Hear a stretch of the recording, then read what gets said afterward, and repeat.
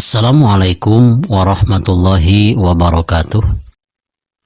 A'udzu billahi minasyaitonir rajim. Bismillahirrahmanirrahim.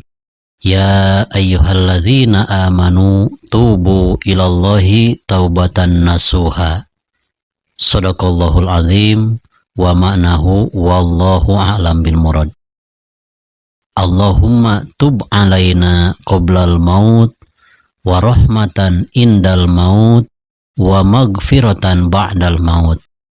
Ya Allah, berikanlah aku tobat sebelum kematian, dan berikanlah kasih sayangmu saat datang kematian, dan berikanlah ampunan dosa-dosaku saat setelah kematian. Amin ya Allah ya Rabbal Alamin. Kita lanjutkan bahasan kitab Qomi Ut-Tughyan. Tausiah kali ini akan membahas tentang cabang iman yang ke-47, yaitu bertobat atas dosa-dosa. Bertobat itu diibaratkan seperti mandi. Apabila dalam badan seseorang ada kotoran, lalu orang itu mandi, pastilah kotoran-kotorannya sedikit demi sedikit akan berkurang. Dan perlu kita ingat, apabila ada kotoran pada badan kita, mungkin saja tidak bisa bersih dengan satu kali mandi. Tentunya, apabila kotoran-kotoran kita betul-betul mau bersih yang sebenarnya, berarti mandinya pun harus berulang-ulang kali. Begitupun dosa pada diri kita, tidak mungkin akan bersih dosa-dosa kita dengan bertobat satu kali. Maka berulang-ulanglah tobat. Seperti halnya yang dilakukan oleh baginda Rasulullah SAW, walaupun beliau tidak pernah melakukan dosa, tapi sering bertobat. Ini adalah contoh tauladan idola kita, baginda Nabi besar Muhammad SAW. Sudah bersih, sering bersih-bersih, pasti lebih bersih. Lain halnya dengan kita, kadang-kadang kita itu banyak dosa tapi tidak bersih-bersih, maka noda dan dosa itu semakin menumpuk dan menumpuk. Beratlah sekali apabila kita sekalian mati dalam membawa dosa perdosaan. Sahabat Sena Rahmatul Ummah yang saya cintai dan Allah muliakan, Allah Subhanahu wa Ta'ala Maha kasih sayang terhadap hamba-hambanya. Sehingga Allah Subhanahu wa Ta'ala memerintahkan bertobat kepada hamba-hambanya atas dosa-dosanya. Seperti perintah Allah untuk bertobat kepada kita sekalian yang diabadikan dalam surat At-Tahrim ayat yang ke-8. Ya ayyuhalladzina amanu tubu ilallahi taubatan nasuha. Wahai orang-orang yang beriman, bertobatlah kalian semua dengan taubat nasuha. Yang dimaksud dengan wa ma'nan nasuh al-kholis. Yang dimaksud dengan tobat nasuha adalah tobat yang sebenar-benarnya.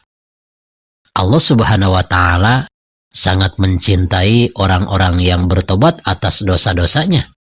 Hal ini disabdakan oleh baginda Nabi besar Muhammad SAW, At-taibu habibullah.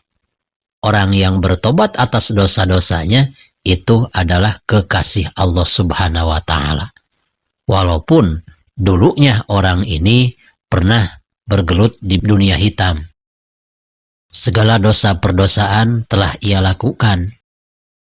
Dari mulai perzinahan, permabukan, perjudian, berkelahi, dan yang lain-lain.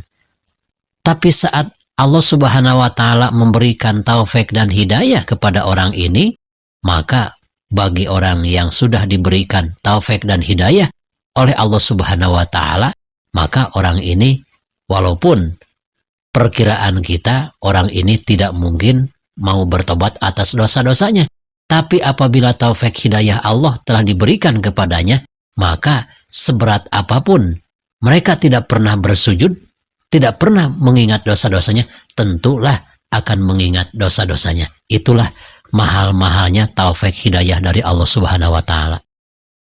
orang yang bertobat atas dosa-dosanya itu adalah kekasih Allah. Dan sebaliknya, orang yang tidak mau tobat atas dosa-dosanya ini adalah orang yang dikutuk oleh Allah Subhanahu wa taala. At-taibu minadz-dzanbi kaman la dzanbalah. Orang yang bertobat dari dosa-dosanya diibaratkan seperti orang yang tidak mempunyai dosa. Sebelum kita mandi, ada di badan kita berbagai kotoran. Setelah kita mandi, mungkin kotoran itu akan berkurang. Begitupun sebelum bertobat, dosa-dosa kita itu masih banyak. Tapi setelah bertobat, insya Allah dosa-dosa kita akan berkurang.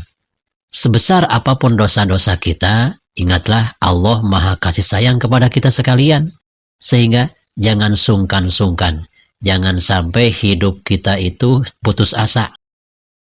Jangan sampai ada anggapan dosa saya terlalu besar. Apabila saya bertobat percuma tidak akan diterima oleh Allah. Itu adalah bentuk keputusasaan. Allah Subhanahu wa taala sangat mengutuk kepada orang-orang yang putus asa. Ingatlah, rahmat Allah dan ampunan Allah lebih besar daripada dosa-dosa kita. Seandainya memang ada niat dalam hati kita untuk merubah hidup kita dari jurang hitam, dari jurang keburukan menuju kebaikan. Sahabat Sena Rahmatul Ummah yang saya cintai dan Allah muliakan, di sini tobat mempunyai beberapa makna. Maka yang akan saya bahas di sini, tobat mempunyai 3 arti. Wa ma'ani taubat, makna-makna daripada lafaz tobat yang pertama, at-tarku alal ma'asi, meninggalkan dosa-dosa yang pernah kita lakukan. Kita suka berjudi, lalu kita meninggalkan judi. Meninggalkan judinya ini bukan karena kehabisan modal. Modal untuk judi masih ada, tapi taufik hidayah Allah Subhanahu wa taala berkehendak lain untuk merubah hidup kita. Walaupun ada modal untuk berdosa, untuk berjudi, tapi kita meninggalkan judi, berarti itu kategorinya sudah termasuk orang yang bertobat. Ada juga orang yang meninggalkan judi karena sudah kehabisan modal. Itu tidak mungkin termasuk orang yang tobat nasuha. Karena kemungkinan saja apabila sudah mempunyai modal tentu akan berjudi lagi. Yang kedua, makna tobat itu adalah wal azmu ala tarkiha fil istiqbal. Ada cita-cita yang kuat untuk meninggalkan dosa-dosa yang pernah dikerjakannya. Itu untuk selamanya, bukan untuk sementara waktu. Baru itu orang yang kategorinya tobatnya tobat nasuha. Yang ketiga, makna daripada tobat itu watadaruku masabako minat taksir min sairil ahwal. Bisa mengkodok segala kewajiban-kewajiban Allah yang pernah ditinggalkan ketika kita belum bertobat. Saat manusia lupa kepada Allah Subhanahu wa taala, sampai-sampai orang ini lupa mana pekerjaan yang dilarang, mana pekerjaan yang diperintah.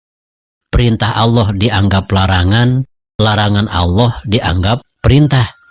Masya Allah, sehingga orang ini semakin menumpuk dan menumpuk dosa.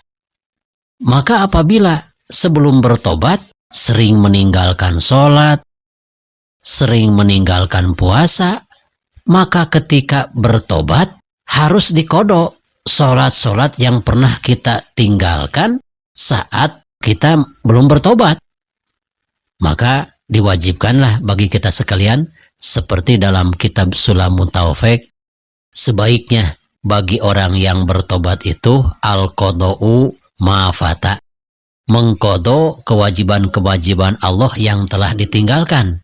Seandainya pada hari ini kita sudah bertobat setelah melaksanakan sholat duhur 4 rakaat, kodoklah sholat duhur yang lain yang pernah kita tinggalkan dengan membaca usolli fardhu duhri arba'a raka'atin qodo'an lillahi ta'ala.